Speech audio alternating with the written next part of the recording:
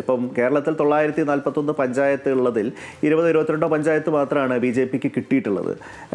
നഗരസഭകളിൽ അവർ വലിയ രീതിയിൽ പുറകോട്ട് പോകുന്നു. പന്തളത്ത് കയ്യിൽ പോയി. പാലക്കാട് അവർക്ക് നല്ല ഭൂരിപക്ഷം ഉണ്ടായിരുന്നു, ഇത്തവണ അതില്ല.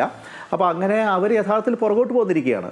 അവർക്കൊരു നേട്ടം എന്ന നിലയിൽ അവകാശപ്പെടാൻ സാധിക്കുന്നത് തിരുവനന്തപുരം കോർപ്പറേഷനിൽ മാത്രമാണ്. അതിനെയാണ് വലിയ PR വർക്ക് നടത്തിക്കൊണ്ട് രാജീവ് ചന്ദ്രശേഖറിൻ്റെ എന്തോ മാജിക്കാണ് ഇവിടെ നടക്കുന്നത് എന്നുള്ള നിലയിലുള്ള പ്രചരണം അവരെ കൊണ്ട് പിടിച്ച് കൊഴുപ്പിക്കുന്നത്. അത് അവരുടെ സ്വാതന്ത്ര്യം എന്ന് വിശേഷിപ്പിക്കാം. പക്ഷേ എന്നാൽ പോലും യാഥാർത്ഥ്യം മറിച്ചാണെന്നുള്ളതാണ് കാണാൻ സാധിക്കുന്നത്. അതോടൊപ്പം ഇപ്പോൾ തിരുവനന്തപുരത്ത് തന്നെ എങ്ങനെയാണ് ഇവർക്ക് ഈ നേട്ടമുണ്ടാക്കാൻ കഴിഞ്ഞത് എന്നുള്ള ചോദ്യം ഇപ്പോൾ ഹർഷൻ ചോദിച്ചതുപോലെ കേരളത്തിൽ സജീവമായ രീതിയിൽ ചർച്ചയാവേണ്ടതായിട്ടുണ്ട്. കാരണം അവിടെ ബി ജെ പിക്ക് ജയിക്കാൻ കഴിയുന്ന, ബി ജെ പിക്ക് നല്ല മേൽക്കൈയുള്ള പല വാർഡുകളും അത് വാർഡ് വിഭജനത്തിലൂടെ നല്ല രീതിയിൽ അവർക്ക് അനുകൂലമാക്കി കൊടുത്തു എന്നുള്ളത് കാണാതിരിക്കാൻ കഴിയില്ല. ബി ജെ പിക്ക് വിജയസാധ്യതയുള്ള സ്ഥലങ്ങളിൽ 4000 വോട്ടും 5000 വോട്ടും ഒക്കെയുള്ള സ്ഥലങ്ങളിൽ വാർഡുകൾ അനുവദിക്കുന്നു.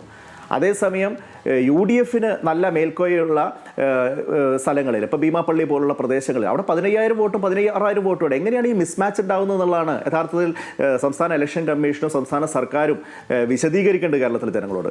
ഒരേ കോർപ്പറേഷനിൽ ജനസംഖ്യയാണല്ലോ ഇതിൻ്റെയൊക്കെ അടിസ്ഥാന മാനദണ്ഡം. വീടുകളുടെ എണ്ണമൊക്കെയാണ് നോക്കുന്നത് എങ്കിൽ പോലും അതിലൊരു ബാലൻസ് വേണമല്ലോ. ഒരു വാർഡിൽ 15000 വോട്ട് 17000 വോട്ട്, തൊട്ടടുത്ത വേറൊരു ഡിവിഷനിൽ 4000 വോട്ട് 5000 വോട്ട്. അപ്പോൾ അവിടെയാണ് യഥാർത്ഥത്തിൽ അട്ടിമറി നടന്നിട്ടുള്ളത്. ജനസംഖ്യാനുപാതികമായി ഒരു ശരാശരി വെച്ചുകൊണ്ട് ഈ വാർഡ് വിഭജനം തിരുവനന്തപുരം കോർപ്പറേഷനിൽ നടന്നിരുന്നു എങ്കിൽ അവിടെ ബി ജെ പിക്ക് ഇത്തവണ ജയിക്കാൻ കഴിയില്ലായിരുന്നു എന്ന് തന്നെയാണ് ഞങ്ങൾ കാണുന്നത്.